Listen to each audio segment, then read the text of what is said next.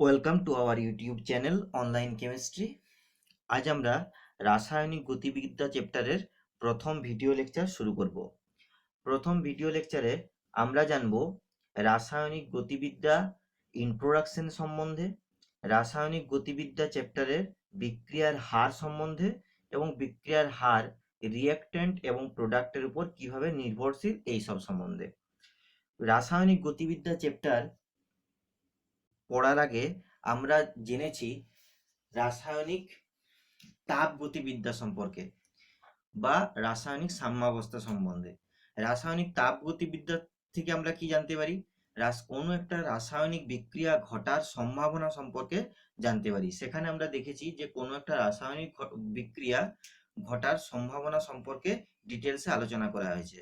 রাসায়নিক সাম্যাবস্থা চ্যাপ্টারে সেখান থেকে আমরা জানতে পেরেছি কোনো একটা রাসায়নিক বিক্রিয়া সাম্যাবস্থায় পৌঁছানোর আগে পর্যন্ত তার কতখানি বিয়োজিত হয় বা কতখানি বিক্রিয়াজাত পদার্থ উৎপন্ন হয়, মানে বিক্রিয়ক বিক্রিয়াজাত পদার্থে রূপান্তরিত হবে, এই সম্বন্ধে ডিটেলসে আলোচনা করা হয়েছে।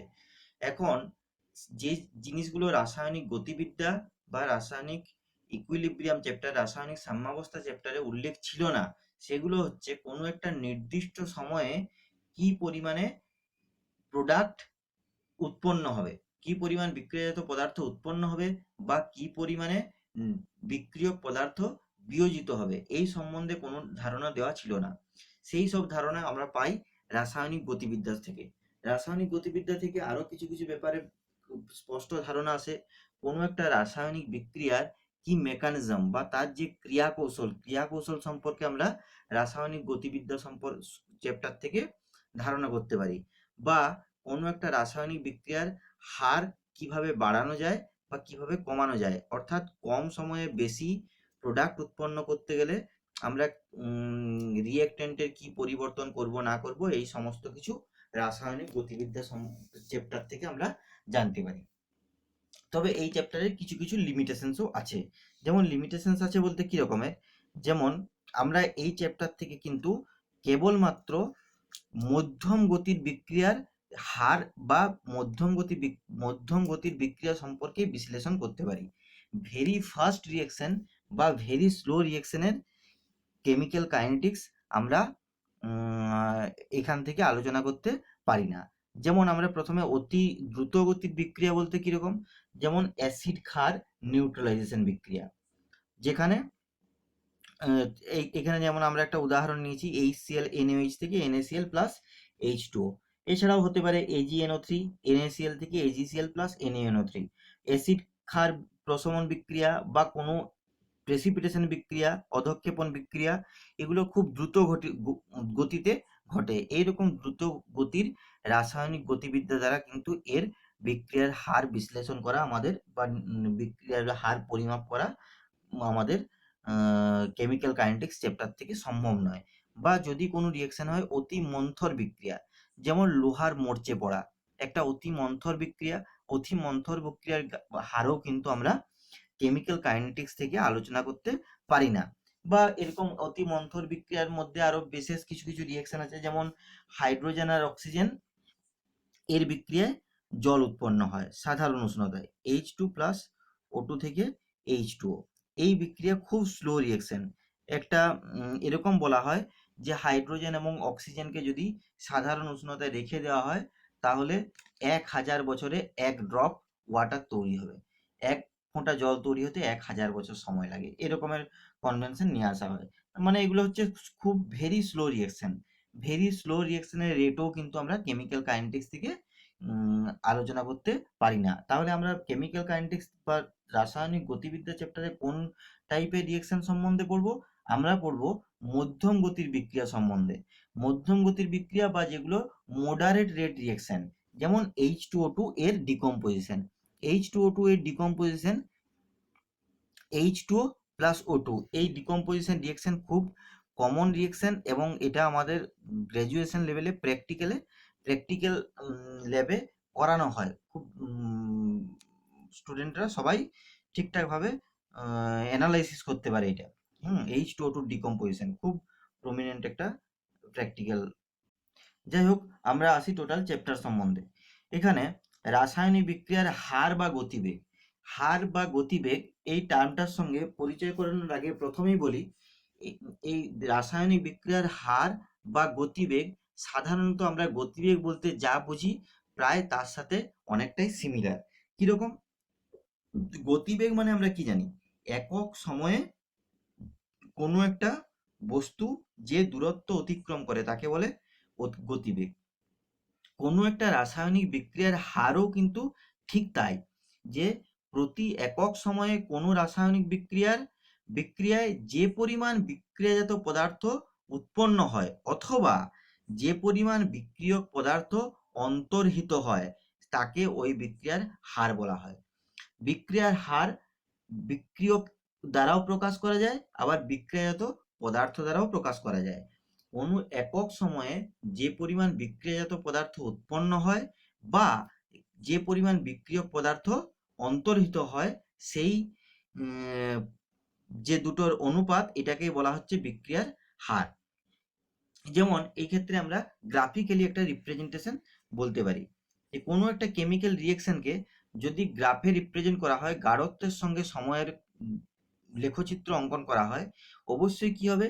বিক্রিয়াজাত পদার্থ যখন T is equal to zero, যখন T is equal to zero, zero সময়ে কোনো বিক্রিয়াজাত পদার্থ ছিল না, যা ছিল সবই হচ্ছে বিক্রিয়ক পদার্থ। মানে এখানে হচ্ছে বিক্রিয়ক পদার্থের প্রাথমিক গাঢ়ত্ব, এটাকে আমি এরকম লিখতে পারি A0। বিক্রিয়ক পদার্থ শুধু ছিল বিক্রিয়ক পদার্থের প্রাথমিক গাঢ়ত্ব। ধীরে ধীরে বিক্রিয়া যত সময়ের সঙ্গে সঙ্গে সামনে প্রসিড করছে, তত বিক্রিয়ক পদার্থের গাঢ়ত্ব কমতে থাকবে এবং বিক্রিয়াজাত পদার্থের গাঢ়ত্ব বাড়তে থাকবে। যদি কোনো রিয়েকশন সাম্যাবস্থায় আসে তাহলে একসময় ইকুইলিব্রিয়ামে পৌঁছাবে। এই টাইপের প্লটের সঙ্গে আমরা রাসায়নিক সাম্যাবস্থা চ্যাপ্টারও পেয়েছিলাম। তো এই ক্ষেত্রে কোনো একটা একক সময়ে বিক্রিয়ক পদার্থের অন্তর্হিত হওয়ার হার বা বিক্রিয়াজাত পদার্থ উৎপন্ন হওয়ার যে হার, সেই হারকেই বলা হয় কোনো একটা রাসায়নিক বিক্রিয়ার হার।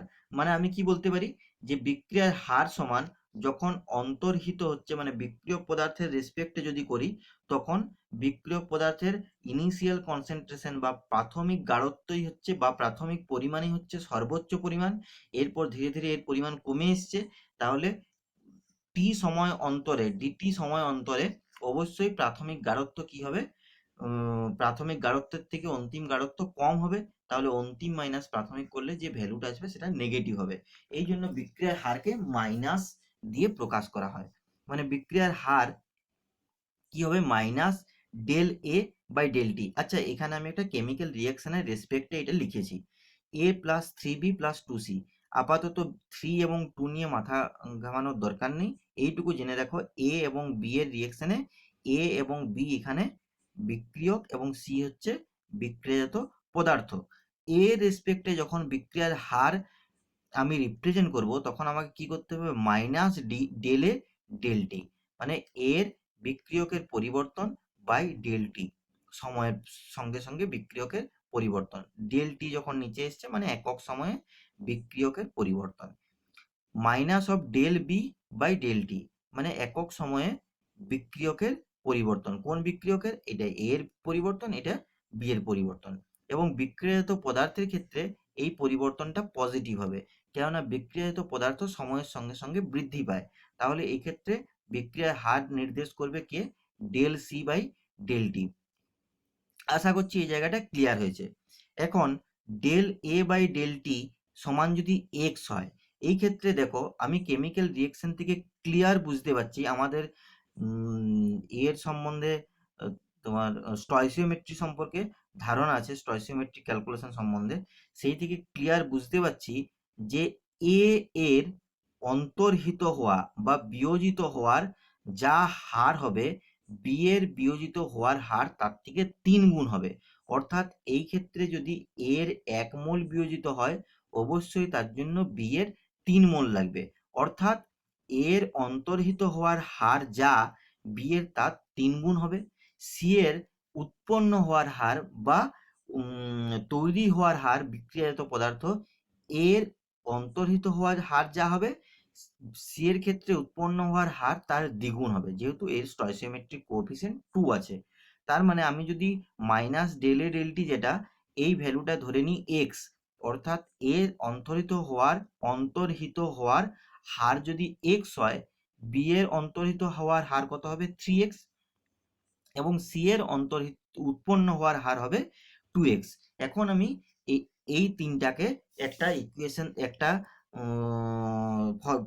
রিলেশন দ্বারা করতে পারি, রিলেট করতে পারি। কিরকম?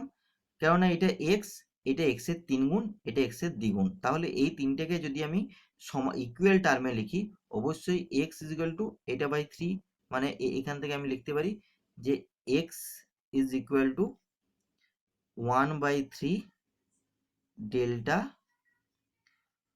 B by delta T.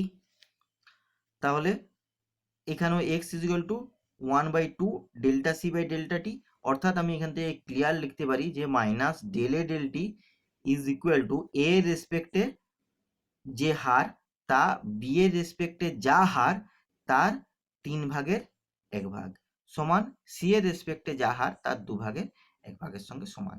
অর্থাৎ minus del A del T is equal to minus 1/3 del B del T is equal to 1/2 del C del T. এই ক্ষেত্রে নেগেটিভ সাইনগুলো শুধুমাত্র বিক্রিয়ককে বোঝানোর জন্য ইউজ করা হচ্ছে। আবার একবার বলছি যে নেগেটিভ সাইন নিয়ে অনেকের কনফিউশন মনে হতে পারে, যে নেগেটিভ সাইন থাকতে পারে কনফিউশন। এটা নেগেটিভ সাইন হওয়ার কারণ হচ্ছে বিক্রিয়কের পদার্থ সময়ের সঙ্গে সঙ্গে কমে আসছে, তাহলে যে ডিফারেন্সটা পাবো, ডিফারেন্সটা অবশ্যই নেগেটিভ হবে, এই জন্য এখানে নেগেটিভ সাইনটা দেওয়া হয়েছে। বিক্রিয়াজাত পদার্থের পরিমাণ সময়ের সঙ্গে সঙ্গে বাড়ছে, তাহলে যেটা পাবো সেটা পজিটিভ হবে, এই জন্য এখানে পজিটিভ সাইন দেওয়া হয়েছে। এই ক্ষেত্রে আমরা কনসেন্ট্রেশন টার্মে লিখেছি। যদি গ্যাসিয়াস কম্পোনেন্ট থাকে, তখন গ্যাসিয়াস রিঅ্যাকশনের ক্ষেত্রে আমরা এই কনসেন্ট্রেশন টার্মটাকে প্রেসার টার্মে কনভার্ট করতে পারি। কারণ আমরা জানি পি সমান সিআরটি, মানে এখানে ওই পিভি সমান এনআরটি ফর্মুলা থেকে এসছে আর কি। এটা একটু দেখানো যেতে পারে যে পিভি ইজ ইকুয়াল টু, আমরা কি জানি, এনআরটি। তাহলে P is equal to N by V R T, N by V is equal to হচ্ছে সি, মানে CRT, P is equal to CRT. তাহলে P is equal to CRT বসিয়ে del P del T টার্মেও কিন্তু আমরা রিঅ্যাকশনের রেটকে represent করতে পারি। শুধুমাত্র কনসেন্ট্রেশন টার্মেই করতে পারি এমনটা নয়, যদি গ্যাসিয়াস রিঅ্যাকশন হয় তাহলে কিন্তু আমরা প্রেসার টার্মও ইউজ করতে পারি। সেক্ষেত্রে del P del T is equal to কনসেন্ট্রেশনকে যদি প্রেসার টার্মে কনভার্ট করতে হয়, del C del T into R T টার্মটা এখানে বাড়তি আসবে, যদি কনসেন্ট্রেশন টার্মে কনভার্ট করতে হয়, কনসেন্ট্রেশনকে প্রেসার টার্মে যদি কনভার্ট করতে হয়। নইলে ডেল পি ডেল টি হচ্ছে কোনো একটা গ্যাসিয়াস কম্পোনেন্টের রিঅ্যাকশন রেট। ক্লিয়ার? এরপর নেক্সট পার্টে আসছি, যেটা হচ্ছে গড় বিক্রিয়ার হার এবং তাৎক্ষণিক বিক্রিয়ার হার। গড় বিক্রিয়ার হার বলতে কি বোঝায়? ক্লিয়ারলি বুঝতে পারছো যে গড় বিক্রিয়ার হার মানে কি হবে, একটা এভারেজ হবে। এভারেজ বলতে একটা টাইমের হয়তো 5 মিনিট টাইম নিচ্ছি, 5 মিনিট টাইমের যে ব্যবধান, সেই 5 মিনিট টাইমের মধ্যে বিক্রিয়ক বা বিক্রিয়াজাত গাঢ়ত্বের যে পরিবর্তন, তার উপরে আমরা বিক্রিয়ার হার যদি নির্ণয় করি, তখন সেটা হয় গড় বিক্রিয়ার হার, মানে একটা ডেফিনাইট টাইম ইন্টারভ্যালে। কিন্তু স্পষ্টতই ক্লিয়ার যে কোনো একটা গড় বিক্রিয়ার হার কোনো বিক্রিয়ার প্রকৃত বিক্রিয়ার হার নয়।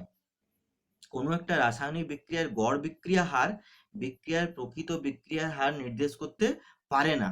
কেননা আমরা জানি যে কোনো একটা রিঅ্যাকশনের বিক্রিয়ার হার সমীকরণ সম্বন্ধে এখনো আমরা আসিনি, পরে আসবো। কোনো একটা রিঅ্যাকশনের বিক্রিয়ার হার বিক্রিয়কের গাঢ়ত্বের উপরে নির্ভর করে। এই জায়গাটা একটা ব্যাপার বলছি, ডিটেলসে পরে আসছি, যে বিক্রিয়ার হার কিন্তু বিক্রিয়কের গাঢ়ত্বের উপর নির্ভর করে, বিক্রিয়াজাত পদার্থের উপরে নির্ভর করে না। এই ক্ষেত্রে কনফিউশন থাকতে পারে। আবার বলছি শোনো, যে কোনো একটা রাসায়নিক বিক্রিয়ার হার বিক্রিয়কের গাঢ়ত্বের উপরে নির্ভর করে, বিক্রিয়াজাত পদার্থের উপর নির্ভর করে না। কিন্তু আমি কোনো একটা রাসায়নিক বিক্রিয়ার হারকে বিক্রিয়ক টার্মেও রিপ্রেজেন্ট করতে পারি, বিক্রিয়াজাত পদার্থের টার্মেও রিপ্রেজেন্ট করতে পারি, প্রকাশ করতে পারি বিক্রিয়ক এবং বিক্রিয়ক পদার্থের অন্তর্হিত হওয়ার হিসাবে বা বিক্রিয়াজাত পদার্থ উৎপন্ন হওয়া হিসাবে আমরা হারকে প্রকাশ করতে পারি। কিন্তু সেই বিক্রিয়ার হার নির্ভর করবে শুধুমাত্র বিক্রিয়কের গাঢ়ত্বের উপরে, শুধুমাত্র বিক্রিয়কের গাঢ়ত্বের উপরে। বিক্রিয়াজাত পদার্থের উপরে বিক্রিয়ার হার কখনোই নির্ভর করে না। যেমন আমি একটা রিয়েকশন যদি বলি যে এই আগেই বলছিলাম, আচ্ছা এখানে একটা রিয়েকশন আছে N2 প্লাস 3H2 থেকে 2NH3।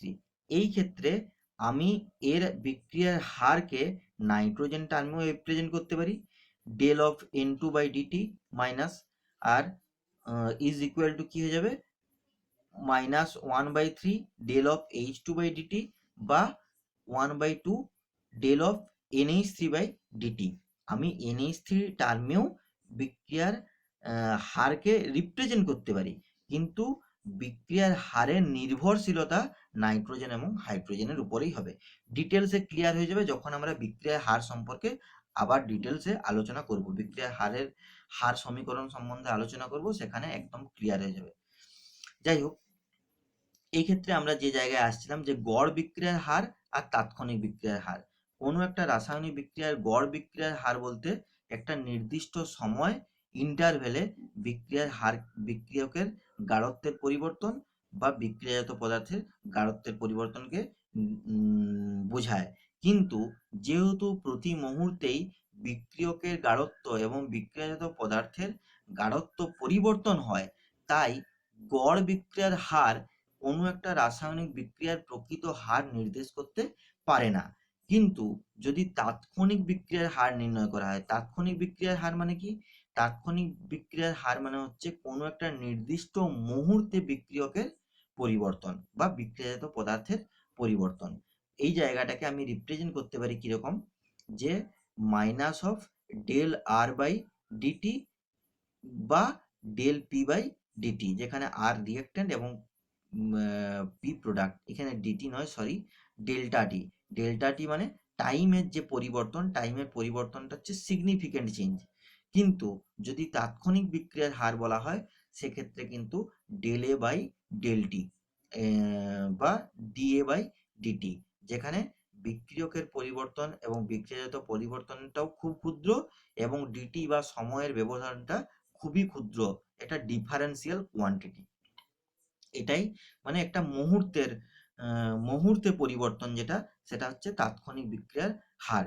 এক কথায় বলতে পারি যে গড় বিক্রিয়ার হারটা যদি ডেল্টা টি 5 মিনিট হয়, এই ক্ষেত্রে হয়তো ডিটি যেটা সেটা 1 সেকেন্ড হবে। ঠিক আছে, এই ক্ষেত্রে গ্রাফিক্যালি আমরা রিপ্রেজেন্ট করতে পারি। গ্রাফিক্যালি কিভাবে রিপ্রেজেন্ট করতে পারি, যেমন ওই কার্ভেই রিঅ্যাক্ট্যান্ট এবং প্রোডাক্টের কনসেন্ট্রেশন ভার্সেস সময়ের লেখচিত্র। এই ক্ষেত্রে দেখো আমরা যদি একটা টাইম ইন্টারভেল নিই, এখানে হয়তো 0 আর এটা হয়তো 20 সেকেন্ড। তাহলে এই ইন্টারভেলের মধ্যে এর বিক্রিয়কের পরিবর্তন, অর্থাৎ এই বিক্রিয়কের গাঢ়ত্ব এখানে যা আছে 20 সেকেন্ডে এই জায়গাতে যা আছে, তাহলে এইটা যেটা পেলাম বিক্রিয়কের গাঢ়ত্বের পরিবর্তন পেয়ে যেতে পারি এখান থেকে। এই বিক্রিয়কের গাঢ়ত্ব এখান থেকে পরিবর্তন ক্যালকুলেশন করলে পেয়ে যাব, আর টাইম পেয়ে যাচ্ছি। এইভাবে ক্যালকুলেশন করলে আমি পেতে পারি গড় বিক্রিয়ার হার। আর কোনো একটা নির্দিষ্ট মুহূর্তে বিক্রিয়ার হার এই গ্রাফের যে কোনো একটা পজিশন থেকে নির্ণয় করা যায়। যে কোনো পজিশনে পয়েন্ট নিলাম, এইদিকে কনসেন্ট্রেশন, এদিকে সময়ের সঙ্গে ডিভাইড করলাম, কনসেন্ট্রেশনকে সময় দ্বারা ভাগ করলাম, আমরা যেটা পাবো সেটা হচ্ছে তাৎক্ষণিক বিক্রিয়ার হার নির্ণয় করতে পারবো। ঠিক আছে, এই ক্ষেত্রে একটা টাইপের প্রবলেম আসে পরীক্ষাতে থাকে বা আমাদের প্রবলেম করতে হয়। যেমন এখানে একটা প্রবলেম দেওয়া আছে, নাইট্রোজেন প্লাস 3 হাইড্রোজেন থেকে 2 অ্যামোনিয়া, এই বিক্রিয়ায় অ্যামোনিয়ার উৎপন্ন হওয়ার হার দেওয়া আছে এত হলে নাইট্রোজেন এবং হাইড্রোজেনের অন্তর্হিত হওয়ার হার নির্ণয় করো। খুব ইজি প্রবলেম, আমরা শিখে নিয়েছি আগেই যে del of N2 by DT বা delta T is equal to, এটা হবে minus, is equal to 1/3 del of H2 by del T is equal to হবে 1/2 del of NH3 by del T. এই ক্ষেত্রে NH3 এর উৎপন্ন হওয়ার হার 9.6 into 10⁻³ mole litre inverse second inverse. তাহলে N2 এবং H2 এর অন্তর্হিত হওয়ার হার নির্ণয় করো। আমি আলাদা আলাদাভাবে ইন্ডিভিজুয়ালি নির্ণয় করতে পারি। এখান থেকে আমি ক্লিয়ারলি লিখতে পারি যে minus of del of N2 by del T is equal to half of del of NH3 by del T বা 1/3 del of H2 by del T is equal to half del of NH3 by del T. এখান থেকে এই equation থেকে NH3 by del of NH3 by del T দেওয়া আছে। Del of NH3 by del T is equal to হচ্ছে 9.6 into 10⁻³ del of NH3 by del T is equal to 9.6 into 10⁻³। তাহলে এর value বসাবো, del of N2 by del t পেয়ে যাবো, অর্থাৎ যা দেওয়া আছে তার হাফ হবে। আর এখান থেকে del of H2 by del T is equal to 3/2 del NH3 by del t. 3/2 del NH3 by del টির ভ্যালু দেওয়া আছে, বসাও, ক্লিয়ারলি পেয়ে যাবে। যেটা পাবো সেটা হচ্ছে আনসার। বাকিটা তোমরা বাড়িতে এটা করে নেবে। আমি আর ভিডিওটাকে বাড়াচ্ছি না। নেক্সট বিক্রিয়ার হার সম্বন্ধীয় যে ব্যাপার আছে এগুলো পাবো নেক্সট ভিডিওতে।